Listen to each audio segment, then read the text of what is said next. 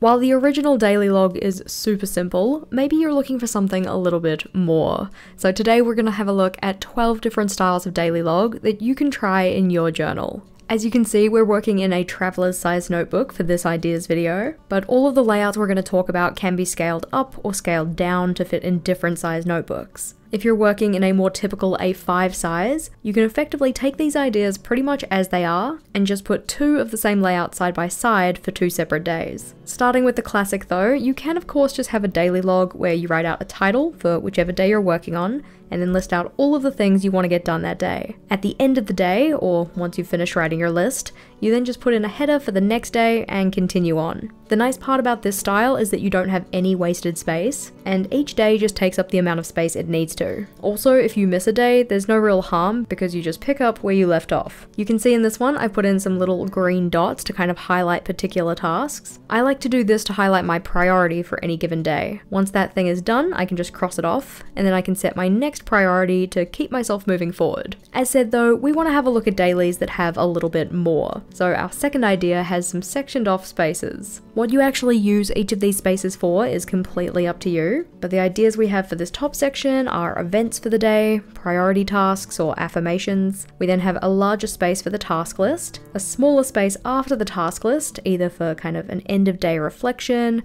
gratitude, or writing down any highlights or memories from the day, and you could also put in a section for either a meal plan or a meal log. Really depends on what information is important for you and what you want to record. The nice part about a structure like this is that you can set all of them up ahead of time, and you also don't have to do the ruled line work. You can of course just put in the little green dots or bullet points to say this information goes here. As we go through, I have tried to make these layouts look a little bit nice with some, decorative washi tape and some different styles of headers, but you can keep yours as simple or as decorative as you want to. Our next daily log idea though works along the idea of a timeline. So we have the times for the day running down the page, and then next to the relevant times you write down what's going on. This one can be considered a combined schedule and task list. So for any of the things that you're doing in the day that have longer periods of time, underneath the header for that time frame, you can write in some tasks that you need to do associated with it, either within that time frame or before it happens. Notably, because we're working in a traveler's, the horizontal space here is a little bit smaller, but if you were doing something similar to this in an A5, you could of course split your page in half, have your timeline on one side and your task list on the other. If you like the idea of a timeline but you don't want to take up the full page with it, you can of course turn this horizontally and just use it as kind of a visual representation rather than writing in what's happening. So probably using some kind of color code or key to remind yourself what each of these mean. On this daily log idea though, you can see we have the header, we've also got the weather prediction or forecast for the day, a space for the task list. You don't have to use bullets, you can use boxes if you want to, and then depending on how you color in or signify those boxes, they could mean different things. Another thing the daily logs are really great for, or daily log layouts, is journaling, and these are effectively spaces of infinite possibility. You could be responding to pre-written prompts, you could just be writing about what happened in the day, listing out things you were grateful for, write about what's in the news, really whatever you want. And it's a great way to fill in extra space if you're going with a page per day view. After this one though, flipping over, this idea is one that's closest to what I typically use for my daily logs, or have been recently, and that's giving yourself a loose time-blocked schedule and then just a task list. Each of these 5 dots at the top here are blocks of time, so I like to think of it as 2 before lunch, 2 after lunch, and then the block after dinner. Again, we've got an interesting looking header which you can just swap out for something simple or more decorative if you want. You can also specify what your highest priority task is, and if you want to keep track of your mood, you could put a little dot on each page and just fill it in with an emoji face. You can see some of the pages I have tried to populate with some kind of examples of how you might fill it in, whereas others I've left blank so you can kind of just see the structure. I'd love to know which you prefer in the comments. Do you prefer seeing the layouts with kind of sample tasks filling them in, or do you really just want to see the structure of them and then you can kind of imagine how you'd fill them in? On the right though, this idea sees us splitting our page into different sections, in particular having a work side and a personal side. On the work side, we have the work task list and then a work schedule. This one I filled in based on the idea of teaching. And then on the personal side, we have personal tasks and a daily reflection, which is another space of infinite possibility. Of course, you can take any of these layouts, chop and change them, put in things that you want, take out things you don't need, and I very much encourage you to do that. We want your daily log to work for you, so get rid of stuff that's not going to be useful. This one is another timeline style daily log, but we've condensed the timeline so it's just at the top, and treated it just as more of kind of an events list. So a little green circle to check off when the event happens, the arrow indicates how long it goes for, and then the bottom section here would be for your task list. This one gives you a good balance between writing space for either tasks or journaling or whatnot, and then still seeing that timeline of what's going on. If the very specific times things are happening doesn't really matter so much, so you don't need to know that like 5 o'clock it's video prep time, what you could do is a morning, afternoon, evening style. So just taking your space that you've got for your daily log, splitting it into 3 sections based on the time of day. For each of these sections, you could set yourself a highest priority, or maybe record any events that were happening in that block of time or other tasks. And I've also attached a mini tracker to each of these. So 3 little dots to represent energy, mood, and hydration, and then you just fill in the dot with a symbol to indicate the outcome for that thing. So for instance, if you are higher energy, maybe a little lightning bolt, versus a dot to say low energy, maybe a smiley face to say good mood, and a not so smiley face to indicate not so good mood, and then a little water drop to say yes, I was hydrated, versus a dot to say no, I was not. Really depends on what things you want to track, and you can also incorporate habits that aren't for every single block.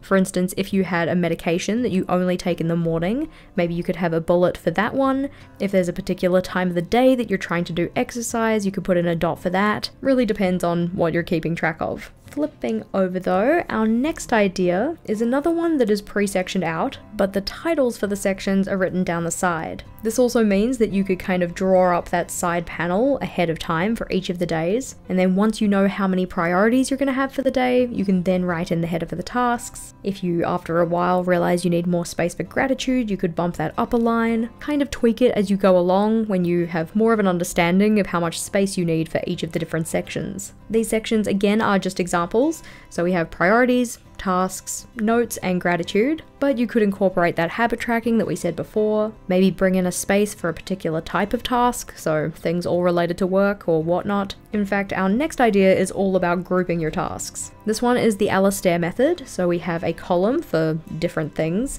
and then a column for the tasks.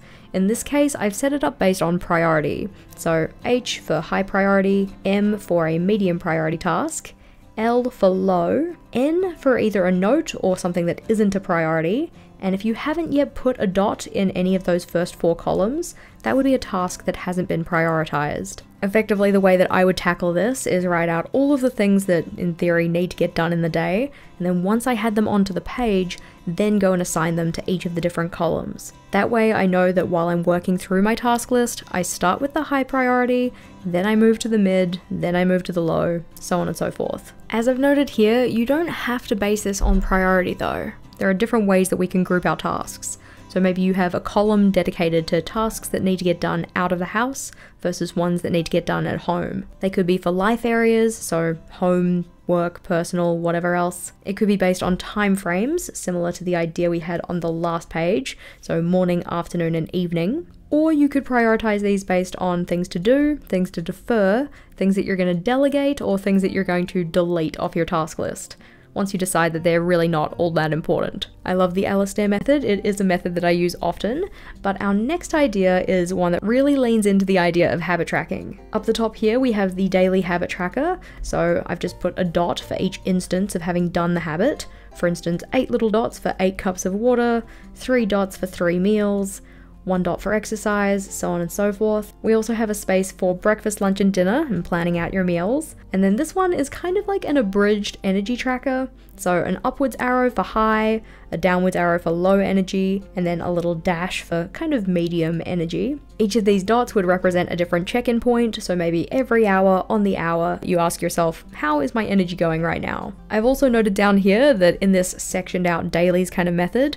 you don't have to use it for the sections that I have. There are a bunch of different things that you could put on your dailies. So themed lists, trackers, tasks, gratitude, events, whatever else. But most of the ideas we've looked at so far have been fairly minimal, or at least can be set up in a fairly minimal way. But if you want something a little bit more decorative, you could try a style like this. In this one, you'd probably go in and put your decorative stuff in first, and then just work around the outside of this to put in the other stuff. For instance, in this one, we have some little kind of photo spaces for kind of memories from the day, a space for your top tasks or priorities, a couple of spaces for your checklists, and then maybe a little journaling space. As said though, you can switch any of these things out for anything on this list or anything else. A lot of the ideas we looked at work on a day per page basis, or if you're using a wider journal, maybe 2 days per page, where you split it in half vertically and you have one then the other. But if you want to see more days on one spread and like the idea of them all taking up the same amount of space,